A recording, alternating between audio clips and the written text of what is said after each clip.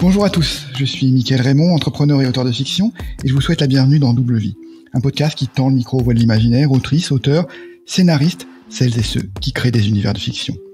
Aujourd'hui, chers auditeurs, j'ai le grand plaisir de recevoir non pas un, non pas deux auteurs, non même pas trois, mais 8 autrices et auteurs, et ils sont là pour aborder l'aventure fromaginaire, la création d'une anthologie qui parle de fromage et d'imaginaire. D'où viennent-ils? Que font-ils? Comment se sont-ils retrouvés dans ce projet fou? Quels sont leurs réseaux? Vous saurez tout sur cette équipe de bons vivants après cet épisode du podcast. Bonjour la team fromaginaire, bienvenue. Bonjour. Bonjour.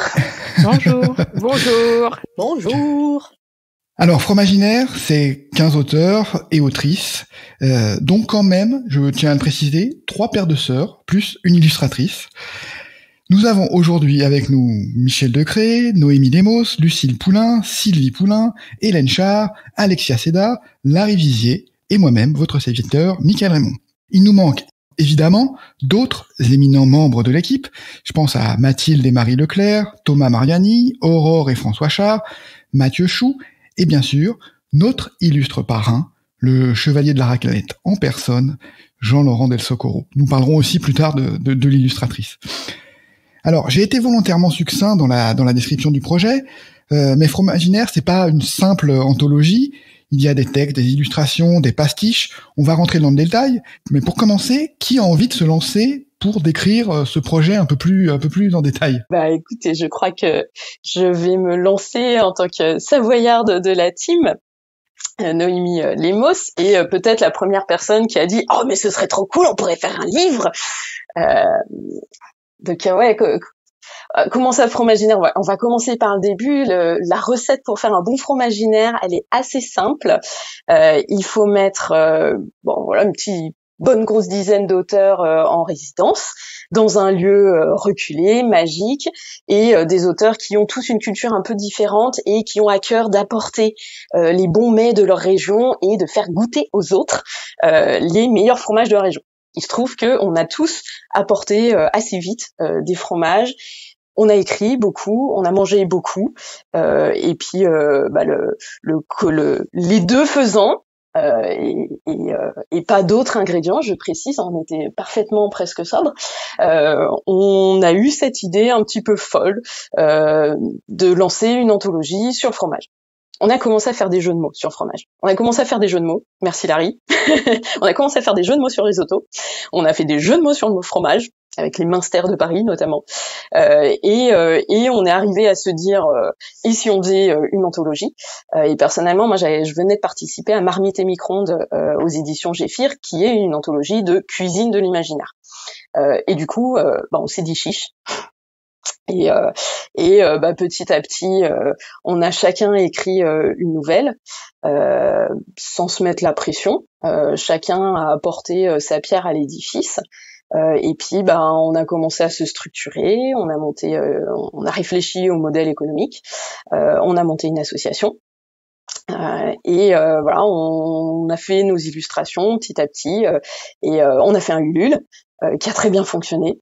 On a trouvé un parrain, merci à lui. Et puis là, maintenant, Fromaginaire est là, dans nos petites mains. Et c'est vraiment un super travail collectif, dans la bonne humeur, dans la joie. Et je pense que ça se voit et ça se lit en lisant le livre. Oui, ça se voit. Alors, je dirais, il y a un peu d'admiration dans l'œil des autres auteurs auxquels on parle de ce projet, parce que comme tu le décris, ça ressemble un peu à un projet de soir de beuverie, et puis... Non, on n'a pas lu, enfin juste un peu, hein. Non, mais voilà, la grande force du projet, c'est qu'une idée qui paraît folle au départ, le groupe l'a menée au bout comme un projet professionnel, en fait, un vrai projet, quoi. Il y a eu un vrai boulot autour de Fromaginaire. Ouais, et ça c'est vraiment la force d'un travail collectif. Je pense qu'on est assez unique, parce que pour le coup on n'a pas de structure éditoriale derrière. Il y a personne, il n'y a pas eu quelqu'un désigné en tant que éditeur, etc. Chacun a apporté sa patte avec ses compétences. Et sur un groupe on a tous des compétences différentes, mais des compétences professionnelles. Et honnêtement je suis vraiment très très fière du boulot qu'on a fait, parce qu'il est à un niveau professionnel. Et ça, sans formation, enfin, pas sans effort, parce que bien sûr il y en a, mais vraiment dans la douceur. Alors je propose, je sais pas si on a toutes les vignettes dans le même sens, mais je propose qu'on fasse un petit tour de table parce que voilà, tu parles du collectif, donc on va tous se présenter un petit peu. Donc le but c'est de dire voilà quelques mots sur vous et puis quels sont vos projets phares et puis voilà comment vous avez vécu Fromaginaire personnellement. Qui veut commencer? Je commence par toi, Larry. Bonjour tout le monde. Donc moi c'est Larry Vizier, moitié italien, moitié normand, 100% parisien et gourou officiel de la bouffe concernant nos retraites d'auteurs. Dans l'anthologie, je suis responsable des conneries globalement et de sortir plein d'idées toutes plus ou moins farfelues et toujours être surpris quand les gens me disent ah mais c'est génial, voilà, et archiviste officiel des punchlines qui ont été dites durant nos retraites d'écriture et dont vous retrouverez certaines du coup dans l'anthologie, voilà. Et donc sinon j'ai participé en dehors de Fromaginaire, il m'arrive d'écrire aussi des trucs, notamment j'ai participé à 2 anthologies de nouvelles dans l'univers du Paris des Merveilles, donc Contes et récits du Paris des Merveilles et Malfaiteurs du Paris des Merveilles. Voilà, Paris des Merveilles, tu étais pas tout seul, tu étais aussi avec Sylvie du groupe. Alors effectivement, moi je suis entrée en imaginaire, on peut dire, avec via les contes et récits des Paris des Merveilles en 2019 où j'ai fait la connaissance de Larry. Et puis à partir de là, a commencé à se constituer ce merveilleux petit groupe que nous sommes aujourd'hui. On a chacun nos projets les uns à côté des autres. Moi j'ai mon premier roman qui est paru cette année avec Confluence aux éditions Bragelonne dans un univers sous-marin. Et puis il reste que ma première passion, comme beaucoup, c'est quand même la bouffe, hein, entre potes, c'est quand même formidable. Et du coup, quand cette idée d'anthologie autour du fromage est née, je ne pouvais pas faire autre chose qu'embarquer avec enthousiasme. Parfait, merci beaucoup. Donc, on a je vais suivre la liste de mes vignettes et on va parler de Lucille, donc qui fait avec toi la transition aussi, puisque c'est Lucille Poulain, donc la première paire de sœurs qui a travaillé sur cette anthologie. Donc vas-y, à toi Lucille. En effet, très belle transition, je la sentais un peu arriver. Donc moi, ça fait à peu près 3-4 ans que j'écris. Hein. Donc j'ai commencé en répondant à des appels à texte pour des nouvelles, et donc j'ai eu quelques nouvelles qui ont été publiées dans des revues, notamment dans la revue Etherval et puis dans la revue Fantasy Art and Studies. Et j'ai également une nouvelle publiée dans l'anthologie Imaginaire d'Asie, qui a été publiée par l'Association des Plumes de l'Imaginaire, qui est également l'association qui édite la revue Etherval. Et dans mes projets actuels, je viens de finir il y a pas très longtemps un roman, donc sur lequel je suis encore un peu en train de travailler, de corriger, pour lequel je suis en train de chercher un éditeur maintenant. Donc jusqu'à maintenant, j'avais beaucoup écrit en fait sur la fantaisie historique japonaise, donc pas grand-chose à voir avec le fromage. Donc justement, pour moi, ce projet, c'était aussi l'occasion un peu de sortir de ce que j'avais l'habitude d'écrire, de tester autre chose, notamment d'écrire de l'humour. Et c'est une expérience que j'ai vraiment beaucoup aimée. Ça a été très chouette de tester ce nouveau style. Et en plus du fromage, ça ne pouvait qu'être savoureux et très bien se passer. Donc ça a été une très belle expérience. Super Lucille, merci. On va passer à Hélène, qui est aussi dans ma ligne de mire. Du coup, moi c'est Hélène Char. J'ai été ravie de travailler sur ce projet qui, j'aurais pas cru qu'effectivement après une soirée avec une punchline lancée comme ça, on puisse faire un si beau projet qui a abouti et dont on est tous fiers aujourd'hui. Donc du coup voilà, moi j'ai participé sur une nouvelle, mais comme on a dit tout à l'heure, c'est un projet qui est très multiple. Et donc j'ai aussi beaucoup travaillé sur les illustrations. J'ai appris à faire une maquette parce que du coup c'est vrai que c'est moi qui l'ai faite là. Et donc du coup il y a un vrai travail qui a été fait avec toute l'équipe sur la validation d'une maquette, comment ça fonctionne. C'était passionnant. J'avoue que j'ai vraiment appris des choses. On a travaillé sur sur la maquette du numérique aussi qui arrive bientôt. Et puis sur le Ulule dont on parlera tout à l'heure, Michael, mais voilà, la campagne participative qui nous a permis d'éditer ce livre, ça a été aussi un beau travail de communication qui nous a permis de communiquer autour de de cette idée de départ qui était que effectivement la nourriture ça rassemble et que du coup comment faire pour toucher en fait aussi un public qui ne lit pas de l'imaginaire, parce que l'imaginaire oh là là c'est compliqué, la SF oh là là la fantasy c'est trop perché. En fait en se disant ok ça parle de nourriture, c'est des textes qui sont courts, il y a aussi des chansons, il y a aussi des textes drôles, et en fait par l'humour et par la bouffe on touche les gens. Et donc très clairement en tout cas moi autour de moi j'ai beaucoup de gens qui lisent pas d'imaginaire qui s'y sont mis grâce à ce projet. Donc voilà, j'ai été ravie de pouvoir travailler là-dessus et de gagner en compétences sur de nombreux sujets pour une si belle anthologie.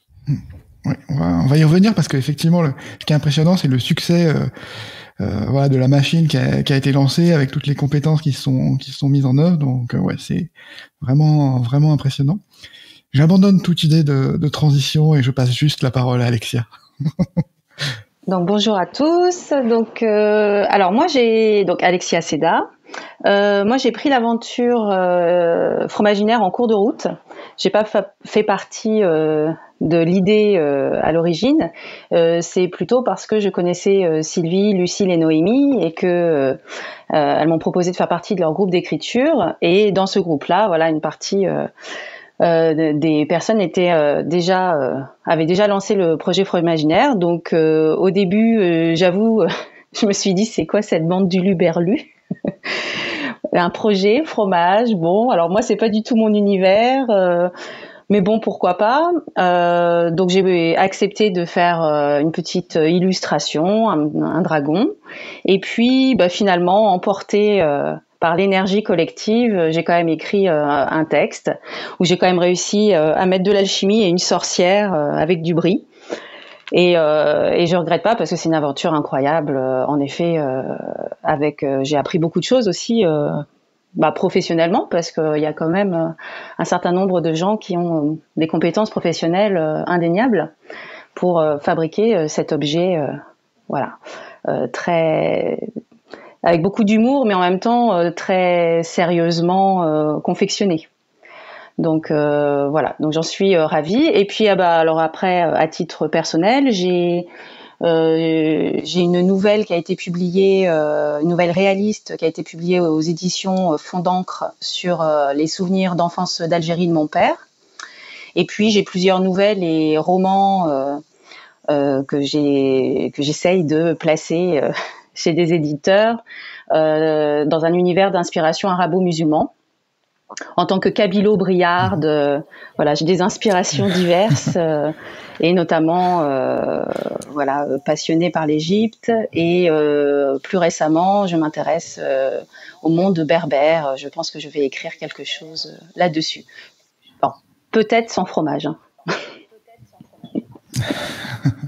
On peut pas en mettre dans tout. Hein. Michel, qu'est-ce que tu peux nous dire sur ton parcours et ton aventure fromaginaire? Oui.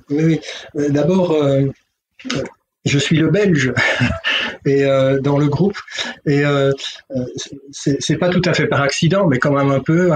J'ai rencontré Hélène aux Imaginales avant même que le groupe des Yana ne se mette à exister, et puis ça m'a permis de rejoindre les retraites d'écriture au cours des Imaginales et donc j'étais là l'année passée quand le délire a commencé et comme tout Belge je ne pouvais pas ne pas aimer le fromage, donc c'était un grand plaisir.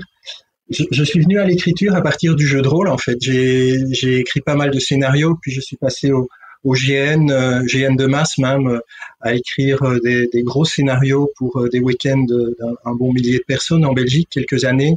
Et puis les amis du GN m'ont dit, écoute Michel, faudrait quand même que tu écrives certaines de tes histoires. Donc c'est comme ça que je me suis jeté à l'eau en ne sachant pas nager.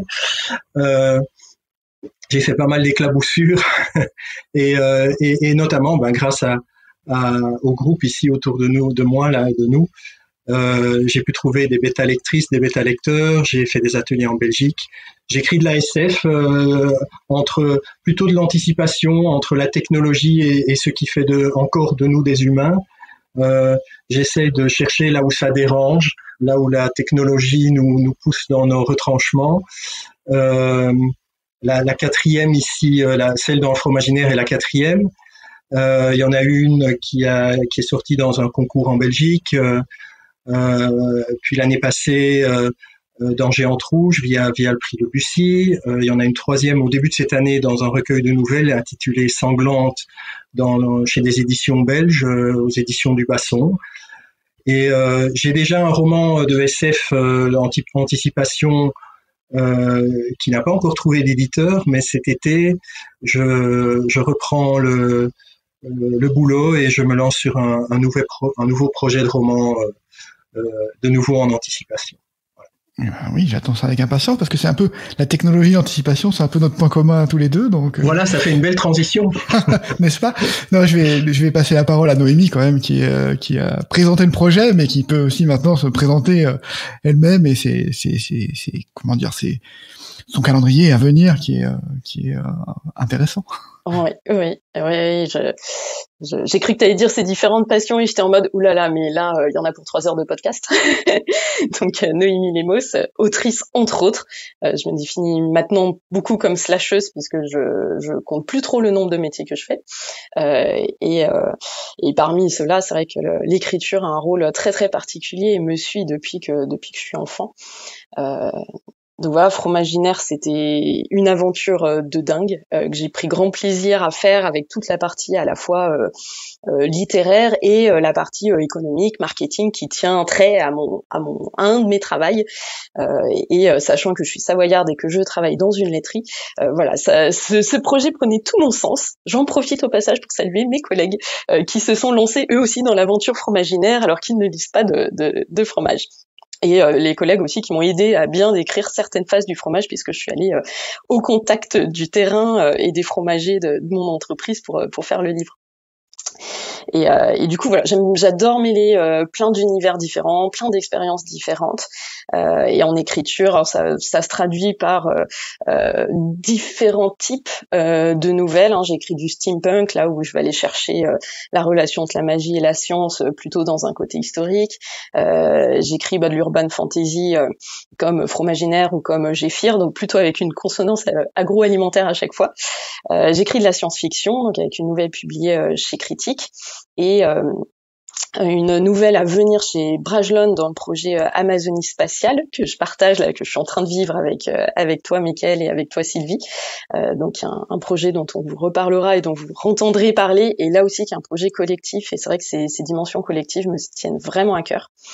Et l'année prochaine, mon premier roman, qui est de la science-fiction, du Planète Opéra, sortira chez un éditeur dont je ne sais pas encore si j'ai le droit de dire le nom, donc je vais le taire, mais vous en entendrez parler aussi. Et avec un petit côté breton, puisque je suis savoyarde, mais j'ai jeté l'encre près de Rennes. Donc voilà. Très bien, parfait. Je vais dire juste quelques mots sur moi, puisque j'ai été aussi, j'ai proposé un texte pour cette anthologie, donc sur le fromage. Donc je n'écris pas habituellement sur le fromage, j'écris de la science-fiction, du polar. Donc là il y a pas de polar, il y a pas de mystère fromager dans ma nouvelle. Voilà, j'ai un roman qui est en cours, et j'espère que vous en entendrez parler bientôt quand j'aurai terminé. Le projet, c'est de le terminer pour la fin de l'année. Donc on entend parler sur ta newsletter pour ceux qui ne la lisent pas encore. On t'avoue. Voilà, il est déjà, la première partie en tout cas est déjà disponible. Donc vous pouvez avoir une petite avant-première. Voilà, on voit bien que on rigole, mais on est tous aussi, on a tous des projets hyper sérieux, et que le projet Fromaginaire, on l'a mené comme un vrai projet, même si on a le droit de se marrer aussi. Donc ce qui m'a impressionné dans le projet Fromaginaire, c'est le marketing, parce que voilà, d'un concept qui paraît simple, fromage plus imaginaire, aller quand même le proposer et essayer de faire un succès en financement participatif sur Ulule. De là à ce que les gens commencent à se dire on y croit et on va mettre de l'argent pour aider le projet à naître, c'est pas gagné. Donc je rappelle les chiffres Ulule, on a eu 250 contributeurs, on a vendu 305 exemplaires prévendus, alors que l'objectif initial était de 100 pour que le projet existe, et il y a un tirage qui a été à plus de 500 exemplaires sur le premier tirage. Donc, qui a envie de nous parler alors, je regarde une personne en particulier, mais qui a envie de nous parler de l'expérience Ulule, qui a été quand même menée de main de maître par et avec une belle stratégie aussi. Donc, voilà. Peut-être que toi, Hélène, tu veux te lancer? Je veux bien me lancer, Michael. Donc du coup, pour ceux qui ne connaissent pas du tout en fait Ulule et les financements participatifs, c'est un système qui permet de lancer un projet, quel qu'il soit, et avec un minimum soit financier, soit de précommande, et où les gens adhèrent, donnent leur argent pour avec des contreparties, qui dans ce cas-là était le livre.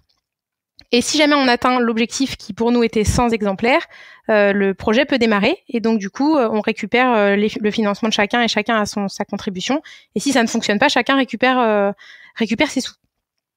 Donc ça a l'air tout beau comme ça, mais effectivement, pour que ça fonctionne, pour que des personnes qui ne nous connaissent pas adhèrent, en fait, il faut aussi montrer que ça fonctionne. Donc, il faut tout un système de communication, même en avant, pour pouvoir donner envie, montrer que c'est un projet sérieux.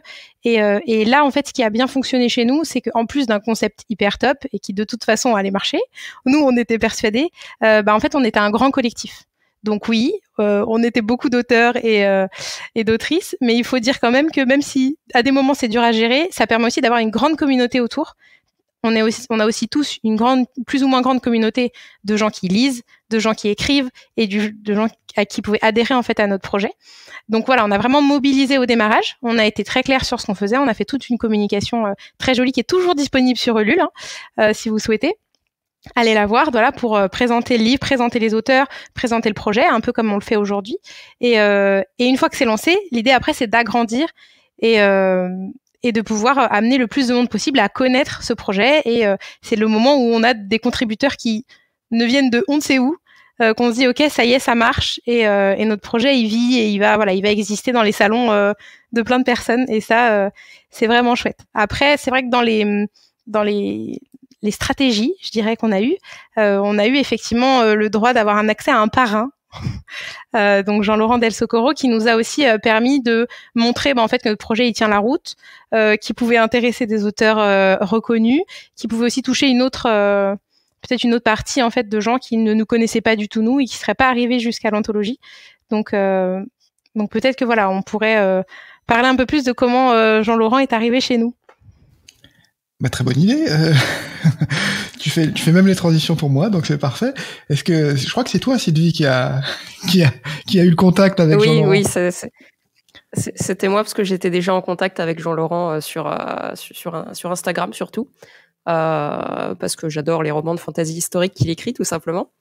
Et quand le projet est devenu vraiment professionnel et on s'est dit qu'il nous fallait absolument une préface par un auteur pro pour commencer dignement cette anthologie. En fait, il s'est un peu imposé de lui-même en tant que chevalier de la raclette, donc la série jeunesse de science-fiction qu'il écrit avec Nadia Coste. Et en fait, ça a été fort simple de le convaincre. Ça m'a demandé des capacités de négociation formidables, puisque quasiment il a fallu que je dise fromage, et à partir de là, il embarquait. Donc non seulement il a accepté tout de suite de nous écrire cette préface, mais en plus il nous a directement proposé un texte inédit des Chevaliers de la Raclette qu'il avait sous le coude après une résidence préalable. Donc voilà, c'était absolument optimal, et de nouveau un grand merci à Jean-Laurent, de nous tous. Ce qui est étonnant, c'est que aujourd'hui on le présente j'ai vu dans un autre festival, on le présente comme ayant préfacé l'anthologie Fromaginaire. Ça va être dans ces heures de gloire. Oh, c'est excellent. Donc voilà, je crois que c'est la consécration ultime pour nous, ça aussi. C'est génial. Ah oui. Et puis lui, l'a pris vraiment. Il l'a pris avec grand plaisir, et je pense que pour lui aussi c'était un symbole de reconnaissance d'être sollicité sur le fromage. Je partage avec lui une ville qu'on aime beaucoup où je suis née, qui est Chambéry. Je l'ai vu hier, il lisait les Chevaliers de la Raclette entre Montvieux à la fromagerie, etc. Donc on était fait pour l'anthologie était faite pour le rencontrer. Il a été un parrain vraiment adorable et je pense que c'est très révélateur de ce milieu d'imaginaire qu'on aime tous énormément. C'est que peu importe l'ancienneté qu'on a dans le milieu, peu importe depuis combien de temps on écrit, peu importe chez qui on a publié, il y a toujours une ouverture de tout le monde envers tout le monde et c'est génial et c'est ce qui fait que ce projet Bisounours et collectif de base a pu résonner et trouver des super lecteurs, un super parrain. On voit que voilà le projet a résonné, qu'il a eu un écho et c'est un peu un projet doudou ou chouchou. Dès qu'on en parle, fromage plus imaginaire, ça fait tout de suite rêver en fait. Donc ça c'est fou. Mais je crois qu'on n'a pas assez insisté encore sur le fait que tout a été fait de A à Z. C'est-à-dire que il y a eu tout a été monté de zéro. L'impression, on n'a pas utilisé les services on-demand d'Amazon, on a fait imprimer, on a commandé des exemplaires à l'avance et on a eu notre tirage, etc. Donc toute la logistique, la distribution, tout a été fait de A à Z. Peut-être que, alors on a même la couverture, on a fait appel à un graphiste. Qui veut parler du process de création de la couverture? Il y a des choses à dire là-dessus. C'est Achat du Rosel qui a fait cette couve. On a vu le process au fur et à mesure. Est-ce que quelqu'un a envie de se lancer ou a des choses à dire sur le sujet? Vas-y Larry. Je vais la présenter parce que c'est une amie à moi et c'est un peu moi qui ai proposé sa candidature en mode regardez ce qu'elle fait, c'est fantastique. Voilà et parce que déjà je le pense, c'est une dessinatrice de très très grand talent qui hélas n'est pas assez reconnue à mon goût et donc qui est également la compagne de Mathieu Chuet qui est sur l'anthologie avec nous et en fait à la base Mathieu Chuet est auteur de jeux de rôle. Ils ont créé tout un univers de space fantasy et en fait Achat faisait les visuels et c'est comme ça que je les ai rencontrés. C'était via le jeu de rôle et j'ai été complètement soufflé par sa capacité à donner vie aux mots de son mec en fait tout simplement et je me suis dit que ce serait trop bien qu'elle puisse donner vie à nos textes à nous et donc en fait si vous regardez attentivement la couverture et que vous avez lu l'anthologie, il y a une référence à chacun de nos textes et je trouve ça formidable d'avoir réussi à tout faire rentrer dans le format d'une couverture de livre en fait. Parce que un projet aussi collectif c'est compliqué quoi et donc non seulement ça puis en plus à chaque fois qu'on a fait les réunions préparatoires pour dire ce qu'on voulait etc, elle était ultra pro, ultra investie dans ce qu'on faisait, le projet la bottait de ouf quoi, elle était hyper motivée, hyper enthousiaste et puis quand on discute avec elle on sent qu'elle connaît très très bien le sujet de l'illustration, de comment donner envie voilà, et c'est vraiment quelque chose qu'elle adore faire, c'est de faire des couvertures de livres, de vraiment donner vie à la vision de l'auteur, parce qu'en fait à chaque fois elle prend toujours le temps de discuter avec les auteurs, les autrices pour qui elle travaille pour rendre au mieux la vision qu'ils ont de leur travail et donc en fait à chaque fois les gens sont très très émotionnés quand ils voient leur couverture et j'ai vu de mes yeux en convention des gens pleurer en voyant les dessins qu'elle avait fait pour eux. Donc voilà, donc c'est une personne formidable et du coup on est très content d'avoir pu faire appel à elle et on est et enfin à chaque fois que les gens quand je leur montre le bouquin, tout le monde est super attiré par la couverture, donc c'est une super réussite et voilà, on l'adore, je l'adore, elle est formidable. Suivez-la sur les réseaux sociaux, c'est Achaton. Voilà. C'est une beau résultat, très belle couverture façon Pulp Magazine, voilà, c'est assez impressionnant. Si vous ouvrez, alors là c'est l'emballage du livre, mais si vous ouvrez le livre, ensuite vous feuilletez, vous commencez à feuilleter, et vous voyez la complexité de la mise en page. C'est une folie en fait, parce que comment on s'est lancé là-dedans, je pense que Hélène, tu as dû t'arracher les cheveux puisque c'est toi qui as fait la mise en page, et comment tu es arrivé à ce résultat aussi impressionnant, parce qu'il y a des illustrations. Alors c'est pas elle qui a fait illustrations intérieures. Chacun a aidé. Alors moi, j'ai pas fait d'illustration parce que je ne sais absolument pas dessiner, mais chacun a fait des illustrations pour soi ou pour d'autres, pour un petit macaron pour illustrer sa nouvelle. Il y a des mises en page un peu complexes de recettes avec des choses barrées. Voilà, c'est une merveille cette mise en page. Donc, est-ce que Hélène, ça a été infernal ou est-ce que tu as pris plaisir quand même à faire cette mise en page? Alors déjà, Mickaël, merci du coup pour le compliment. Mais du coup, ceux qui n'ont pas fait ne savent pas. Voilà, je vous dirais que ça. Non, mais dans le sens où on est parti de dire on est libre sur le thème, on est libre à peu près sur la taille, sur les illustrations, sur ce qu'on veut mettre dedans. Et effectivement, maintenant, je comprends pourquoi les éditeurs mettent des barrières. Parce que les tableaux, c'est une galère, les illustrations, c'est une galère, et le e-book derrière, c'est encore plus une galère. Mais du coup, ça rend quelque chose qui fait que c'est unique et qu'en fait, on n'aurait pas pu. Si on s'y était pas mis à bras le corps tous ensemble, on n'aurait pas pu faire ça. Donc moi, je trouve que vraiment, voilà, il y a même si effectivement j'ai beaucoup travaillé sur cette maquette, il y a eu énormément d'aide sur les retours, déjà sur les textes où on a vraiment travaillé tous ensemble, hein, chacun a fait son texte, mais il y a eu vraiment des retours de chacun. Chacun a respecté les délais parce que c'est tout un projet, hein, c'est vraiment une gestion de projet complète. Et derrière, voilà, ça fait une maquette qui, je l'espère aujourd'hui, rend bien, a permis de faire des choses. Moi, hier, quelqu'un a ouvert le livre, m'a dit, mais il y a quelqu'un qui a écrit à l'intérieur sur une recette qui a annoté et je me suis dit ok, ça a marché, mais du coup tout le monde a la même annotation, c'est prévu, mais du coup quelqu'un y a cru qu'on lui avait écrit dans son livre à la main, donc je me suis dit ok, c'est gagné, c'est chouette. Et du coup voilà, on n'a pas l'habitude de feuilleter un livre où il y en a un peu pour tous les goûts. Et voilà, j'ai 3 minutes, je regarde une illustration, j'ai une petite soirée, je fais mon questionnaire où je lis aux autres les questions ou la petite blague, où je suis posée dans mon canapé et je peux lire une nouvelle entière et me régaler quoi. Donc ça aurait pas été possible si on avait eu des contraintes en fait au niveau de la maquette. Oui, c'est ça. C'était, on se disait, c'était un plateau. L'idée de faire un plateau de fromage, mais littéraire, c'est-à-dire dans le sens où chacun prend le fromage qu'il aime bien, prend un petit bout, un gros bout, déguste selon sa préférence. Voilà, c'était un peu l'idée aussi. J'aimerais donner un autre clin d'œil, voilà, à quelqu'un qui s'est investi.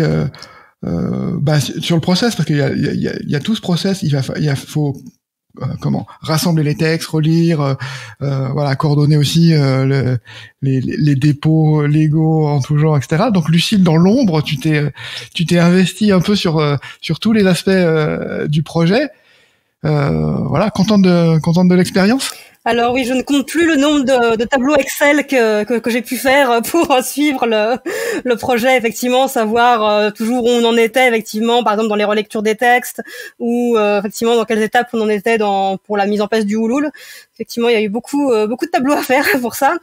J'ai aussi écrit pas mal. J'ai écrit la 4e de couverture de l'anthologie, et puis pas mal aussi sur les textes qu'on a publiés en fait sur le Ouloul pour présenter le projet et expliquer ce qu'on a fait. Et puis je me suis aussi occupée du dépôt légal. Alors ça a été très amusant à faire ça pour moi. Bon, c'est une toute petite étape, c'était pas très compliqué, mais parce qu'en fait je suis bibliothécaire, hein, et j'ai travaillé 1 an au dépôt légal, donc ça m'a beaucoup amusé de pouvoir effectivement faire cette déclaration que j'ai soignée pour que tout soit parfait et que mes anciens collègues aient une très belle déclaration à pouvoir rentrer au sein du catalogue de la BNF. Il y a aujourd'hui, si vous allez sur le site de la BNF, vous trouverez Formaginaire parfaitement intégré. Merci Lucille.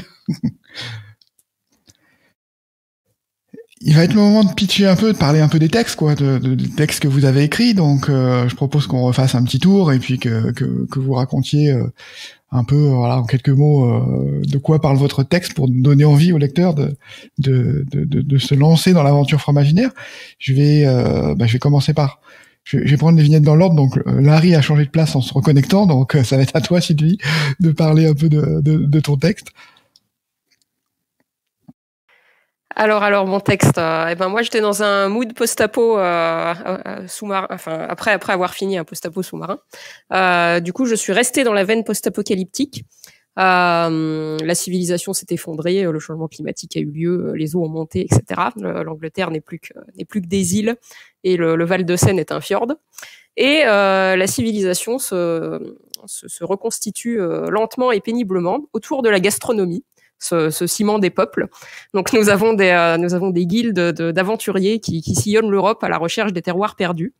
Et en particulier, donc je me suis focalisée sur les héros de l'aéro fromagère.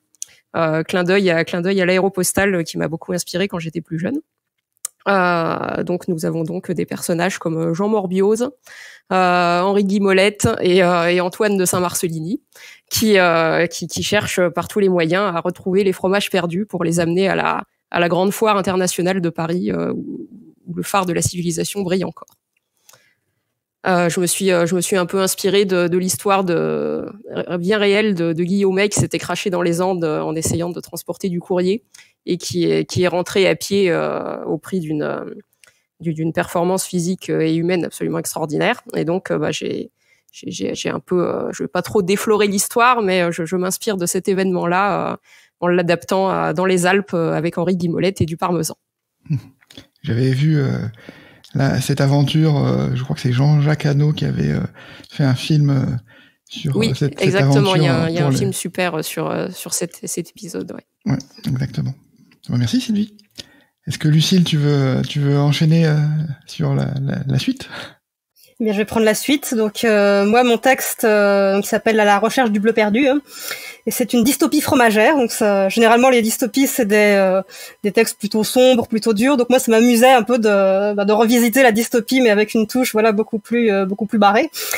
Donc, dans ce texte, il y a le monde est régi par la terrible grande brillette de l'aseptisation et qui a beaucoup réglementé l'univers des fromages. Et donc, en gros, il n'y a plus que les fromages au lait cru qui sont autorisés. Les fromages pasteurisés qui sont autorisés. Au contraire, les fromages au lait cru sont interdits. Et alors, l'ennemi public numéro 1, ce sont les fromages à pâte persillée.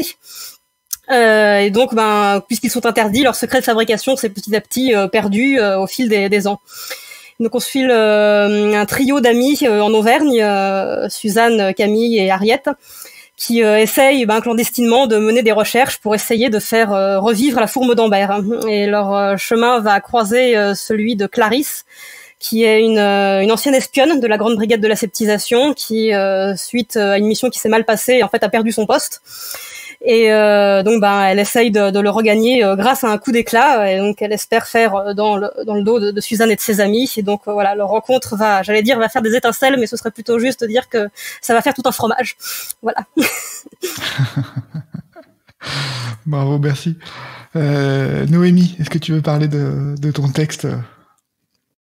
Oui, moi j'ai pris beaucoup de plaisir à mélanger mes deux univers que je connais très bien, qui sont celui de l'agroalimentaire avec les contrôles qualité. C'est mon quotidien parfois de recevoir des mails en mode la police d'écriture de votre logo à l'agriculture biologique n'est pas la bonne, l'épaisseur du trait est trop épaisse, enfin bref, etc. Voilà, mes origines savoyardes et mon amour pour c'est une religion, le reblochon chez nous, et je dis bien reblochon. Et du coup, j'ai compacté ces deux phénomènes en une nouvelle, en mettant dans la peau d'une contrôleuse de la DGGCRF Eric, donc dans un monde d'urban fantasy, où le reblochon est fait par les servants, qui sont des petits lutins savoyards qu'on connaît assez peu, mais qui existent dans le folklore. Et cette contrôleuse va arriver et va se trouver face à une erreur de typographie qui, elle, la gratte, et que bizarrement, les servants ont un peu du mal à corriger. Et puis elle va vivre quelques aventures purement savoyardes dans les alpages, avec la dose qu'il se doit de Dahu, d'humour et de tartiflette.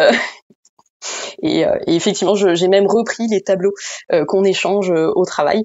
Et Hélène a gentiment fait une mise en page avec des tableaux de contrôle qualité dans la nouvelle. Parfait. Ça fait une transition pour parler du texte d'Hélène, qui n'a pas de tableau dans son texte, mais qui a un très beau texte intégré dans le recueil. Oui, j'ai fait simple pour le texte, c'était bien.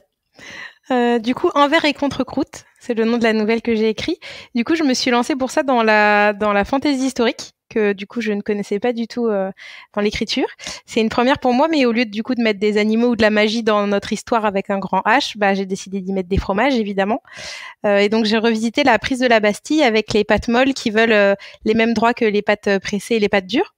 Et du coup, on y retrouve Mathurin, le camembert, amoureux d'une belle mimolette.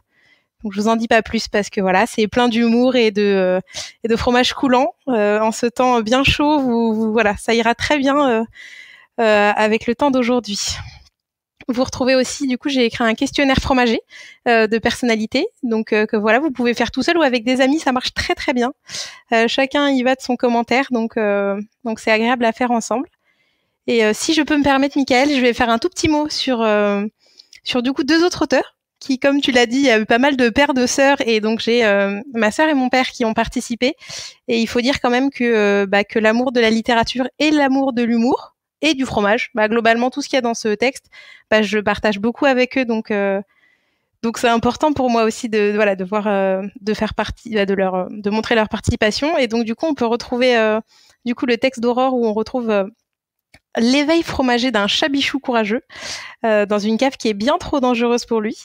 Et on peut retrouver aussi du coup les textes de François qui du coup écrit plutôt du théâtre habituellement, du coup de la comédie, et qui a revisité la vie et les chansons de Jacques Brel, de Jacques Brie dans notre texte. Voilà.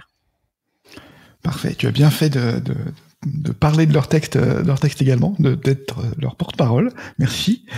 Alexia, qu'est-ce que tu peux nous dire de ton texte? Alors, tu parlais de dragon, mais voilà, tu vas venir dans le détail. Alors, j'avais envie de dessiner un dragon, donc j'ai dessiné un dragon. Et comme tout dragon qui se respecte, il protège un trésor. Et comme c'est un dragon qui a du savoir-vivre, c'est forcément un trésor de fromage. Donc j'ai appris à dessiner des fromages parce que j'avais pas trop dessiné de fromage jusque-là. Comme c'était une montagne de fromage, j'ai dessiné beaucoup de fromages du coup. Voilà, donc j'étais déjà bien contente de participer avec cette illustration. Et puis, emportée par le projet, comme je l'ai dit tout à l'heure, j'ai écrit quand même quelques pages, une toute petite nouvelle, mais sous forme de recette. Donc une recette alchimique, un extrait du grimoire des fonds des placards, et c'est une recette une recette alchimique pour obtenir la paix éternelle. Je révèle pas les ingrédients, mais bon, il y a forcément un fromage qui sent très très fort, et c'est un hommage. Le texte est un hommage à la ville de Provins et au Brie, parce que j'ai passé tous mes étés d'enfance dans cette ville-là, et j'ai imaginé un personnage de sorcière avec un franc-parler, Isabeau la mal lunée, qui aime bien se mettre un petit coup d'Hippocrate dans le cornet. Et voilà, on suit un peu ces élucubrations fromagères et alchimiques. Parfait. Ça fait presque une transition avec Michel, mais pas tout à fait. Michel, est-ce que tu peux nous parler de ton texte? Oui, mon texte s'intitule Le Gouda et le moine. C'est un conte monacal. Donc ça me sort un peu du contexte science-fiction habituel, et j'espère que à côté d'être monacal, il est quand même un peu comique aussi. C'est aussi mon texte le plus autobiographique, probablement, parce que je fréquente les milieux de la méditation, etc. Alors évidemment, vivant aux Pays-Bas, il fallait bien que j'utilise le fromage néerlandais. Donc mon héros est Piet le Gouda. Piet, c'est le prénom néerlandais pour Pierre. Donc Piet le Gouda voit ses frères être emportés au fil des jours par le frère célérier d'un monastère pour être consommé. Et au moment où c'est lui le dernier dans la rangée et croyant sa dernière heure venue, il va miraculeusement servir de roue de secours à un moine méditant, ce qui va totalement changer sa destinée. Voilà, j'en dirai pas plus. Mais on découvre aussi un petit peu les coulisses de la méditation, je dirais. Et voilà, j'espère que c'est divertissant et que ça reste en même temps un peu philosophique. Voilà, je me suis en tout cas bien amusé à l'écrire. Donc à recommander si vous voulez vous lancer dans la méditation. Merci Michel. Larry, parle-nous de ta contribution. Ah bah alors du coup, comme vous avez pu le voir, nos différents contributeurs et contributrices nous emmenaient un peu partout dans le monde. Et moi je vous emmène dans l'espace et je vous explique comment faire une raclette dans l'espace à bord de l'ISS, donc en apesanteur et avec l'aide de Thomas Pescorino, qui est donc notre astronaute préféré franco-italien qui était désespéré de plus manger de fromage depuis 6 mois à bord de l'ISS et qui donc là grâce à un tour de passe-passe fait par sa maman a réussi à se faire livrer du fromage à raclette, des patates et de la charcuterie et donc du coup il va essayer de faire sa raclette dans l'espace en direct et tout en esquivant ses collègues qui essayent de lui voler sa raclette. Voilà. Donc ça c'est ma nouvelle, mais j'ai aussi fait plusieurs illustrations,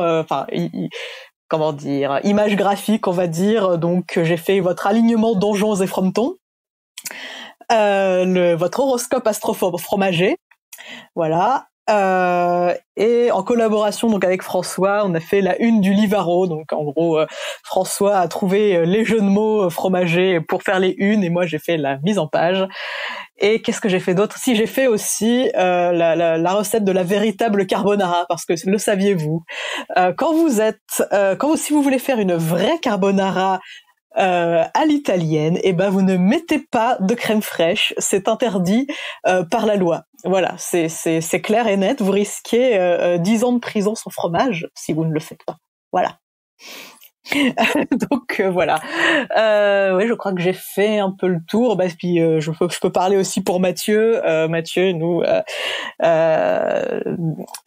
fait parvenir le journal de guerre de Catel qui se bat contre l'invasion des minstéroïdes, qui sont des aliens fromagers.